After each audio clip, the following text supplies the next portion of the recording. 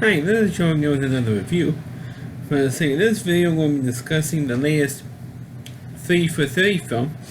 It is a documentary film series that was produced by ESPN. Of course, it aired the latest 30 for 30 film just the previous night, on July 2nd, 2019. Of course, obviously, doing this on July 3rd, 2019, this video. And of course, it's very appropriate timing that ESPN aired this film, because tomorrow, of course, is doing this the day before the 4th of July, 2019, and of course, which is one of the big things that they have on the 4th of July, other than the Macy's fireworks show, which is going to be on the East River in New York City by the Brooklyn Bridge.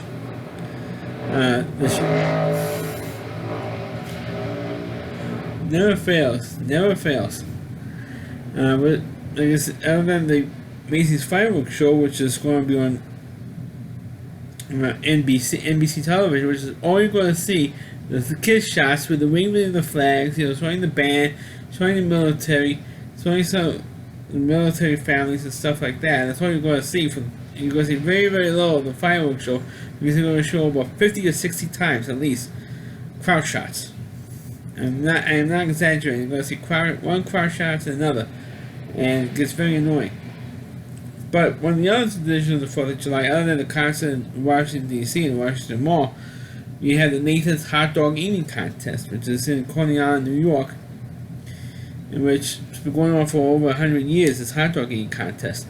And it's become more of an it used to be just a local tradition, and now it's been run by Major League Eating, or MLE for short, which is, of course, controlled stuff by every major eating competition within the United States. And of course, the Super Bowl for Major League Eating is, of course, the Nathan's Hot Dog Eating Contest. It takes place on the 4th of July every year in Coney Island, and the original Nathan's Hot Dog stand in Coney Island. And that is the original hot dog stand, folks, in case you've never been to Coney Island, New York before. Of course, this documentary is about two of the competitors. Joey Chestnut was one, I think about 12 or less 13 years, has won the hot dog contest. And his competitor, the guy who Joey Chestnut ended, was Kobayashi, was a contestant from Japan. He comes to New York every year for the hot dog eating contest. It goes back to Japan, to his home country, Japan. Of course, this thing started like in 2000. There was documentary picks up in 2001 when Kobayashi competed for the very first time in the hot dog eating contest, and he was a big international competitive eater in Japan. I mean, he used to win all these contests in Japan. There's rice eating contests or noodle eating contests, all these kinds of crazy eating contests in Japan, and became an international thing. So he was pretty much recruited to go to the United States and go and try the hot dog eating contest, but she never ate a hot. And before 2001 hot dog contest, he never had a hot dog in his life. So when he competed in 2001, he ate about 70 hot dogs and over 60 hot dogs in 12 minutes, which was the original time. And then they shortened it to 10 minutes, which we're going to eventually get into. Of course, he won, and Kobayashi did, 5 years in a row. For 2001 to 2006, he won 6 years. He actually won 6 years in a row, 2001 to 2006. And before then, there was two other Japanese contestants that won the hot dog contest before in the 90s, in the mid-late 90s, which is a lot of people got ticked off over. Especially Americans, because on the 4th of July, you had this guy coming in from Japan, a Japanese contestant, and beats everybody. And not only that, but beats them by plenty. It wasn't even close. I mean, I forgot there was two other Japanese guys before Kobayashi. And one, I think one in 98, 99, and 99, and in 2000 was a different guy. So you had I think at least two other Japanese guys used to win the hot dog contest before Kobayashi came in. And then you had Kobayashi coming in, and he won 6 years in a row. And so you had Joey Chestnut, who happened in 2004. ESPN broadcast the hot dog contest for the very first time. It made it a truly national event. Not only made a truly national event, but they also more and more they made more a league of competitive eating contests throughout the country after this event. And so Kobayashi was really like crazy, and not only that, but was doing some other eating contests. Well, was eating turkeys, and so all kinds of for Thanksgiving. I was having a hot dog eating contest with a bear, with a grizzly bear. I'm not kidding. I mean, they show all this stuff on the documentary, and then Joey Chestnut says, "Hey, I could beat this guy," and they show all kinds of training methods that Joey Chestnut did to compete with Kobayashi in the hot dog contest. And in 2006, he actually competed for the first time against Kobayashi, but unfortunately he lost, but it wasn't very much. When Kobayashi was in it, he used to beat everybody by like 30 or 40 hot dogs, more than anybody else. I mean, most people used to do like 20 or 30, between 20 and 40 hot dogs. This guy would eat like 60. So Kobayashi. So never had any real competition until Joey Chestnut came along.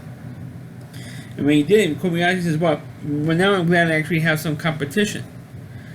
Because it was ridiculous. Nobody could compete with Kobayashi because it was so fast eating everything.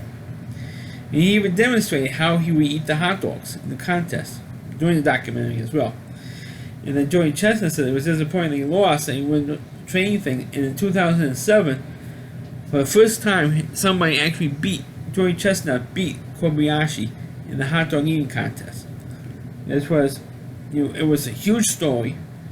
And this guy, it was also, I think, for the first time in like 10 years, at least 10 or 11 years, an American won the hot dog eating contest, and it became a thing because people think that's an insult. Americans thought it was an insult. The skinny little Japanese guy comes all the way from the other side of the planet to compete in the hot dog contest to beat all these fat American guys.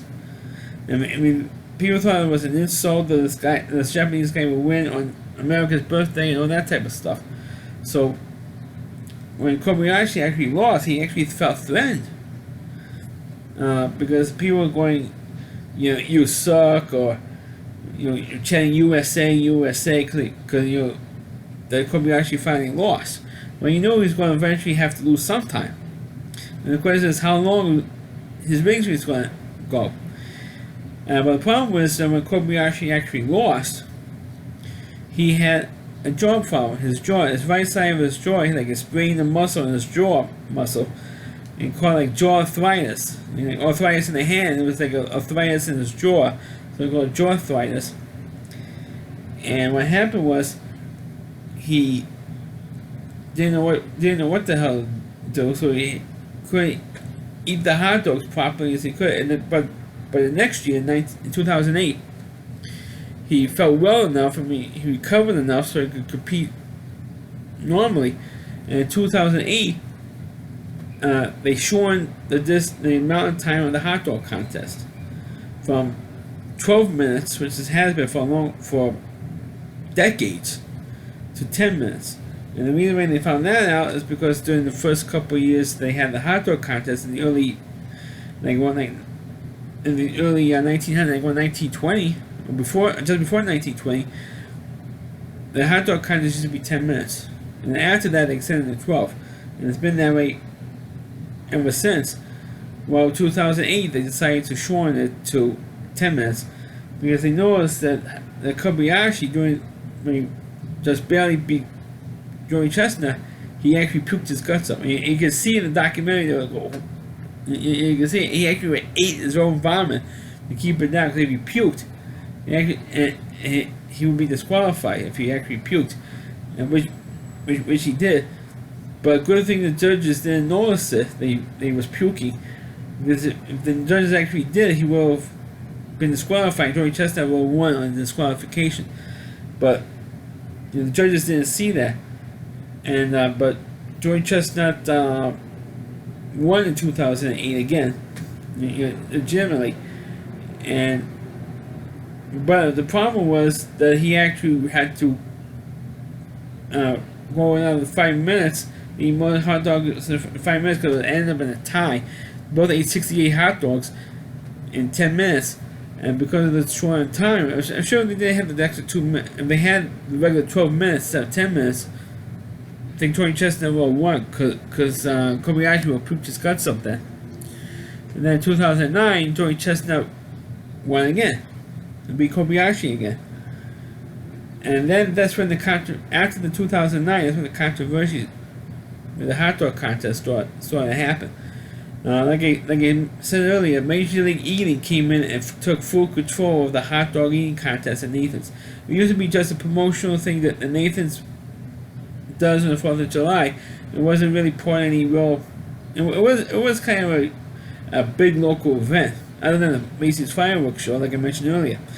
But it wasn't. They didn't have a real big spot. I mean, Nathan's obviously was a sponsor, but it wasn't controlled by any organization other than Nathan's. But the MLE came in and had this real big contract, a real exclusive contract. What Kobayashi wanted to do was to not only set up his own organization to do eating competition around the world, which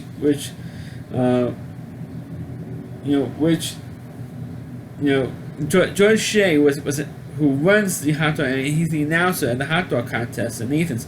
He was the real eighth asshole in this series, in this film, because he says, "Well, we're not going to stop Kobayashi for doing this, but it has to be an MLE sponsored event, and we're not going to stop him from making his own stuff.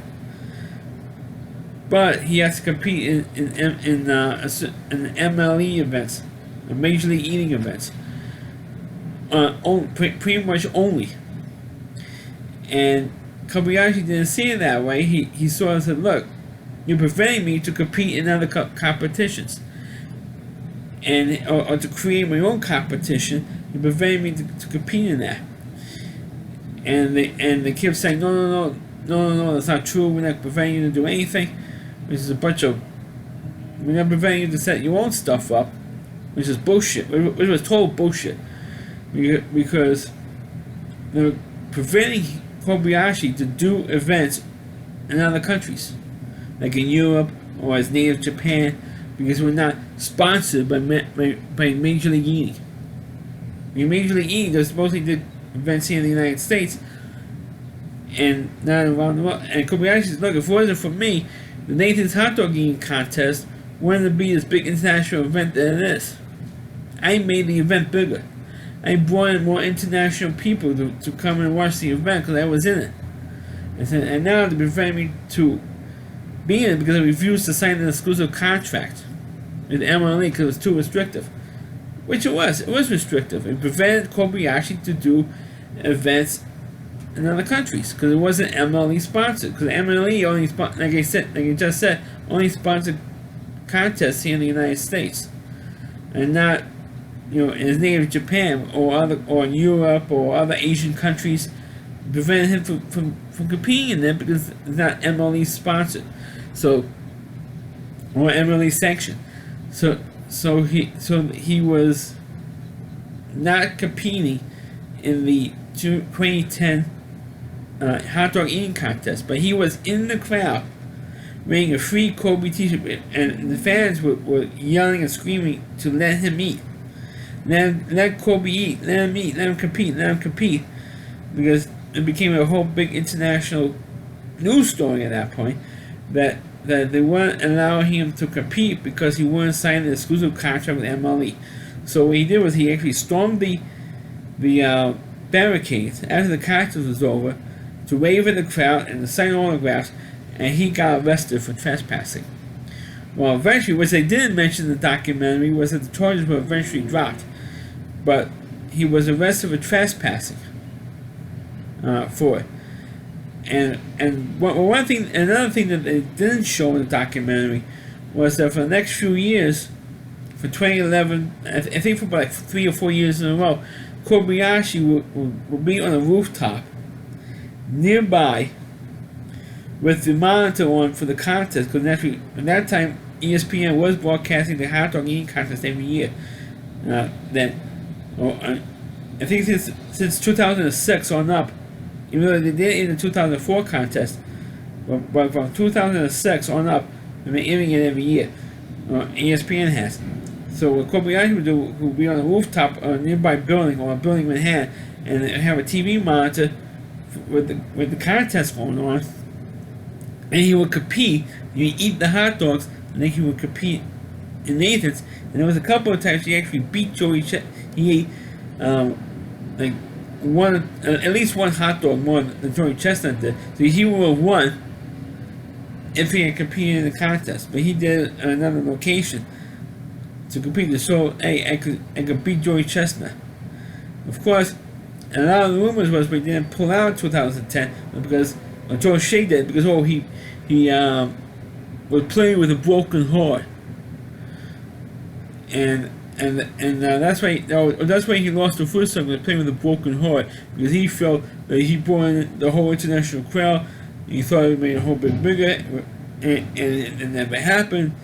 That was bullshit. It did happen. And the reason why he had a broken heart in 2000, because he had an injury. Yeah, he had an injury, but also his mother had died. Kobayashi's mother had died a couple of months before the hot dog contest, so he felt bad. He was emotionally bad.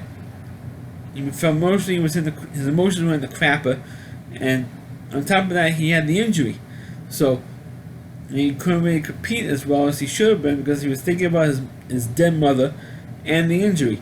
So, which was really, that stuff was hard to watch. That part of the documentary. But the thing is, George Shea is, he had a broken heart because he lost, or that nobody really followed him as much as they thought he did, because he finally lost. We didn't want him to win 6 years in a row because he didn't share the narrative that I had. Because George Shea pushed the All-American July 4th, America's birthday stuff, and here comes this skinny little Japanese guy being all these big fat Americans, and they didn't share my narrative, so I'm glad he lost. So people are saying that they glad he lost, he's glad that Kobayashi is not there anymore, and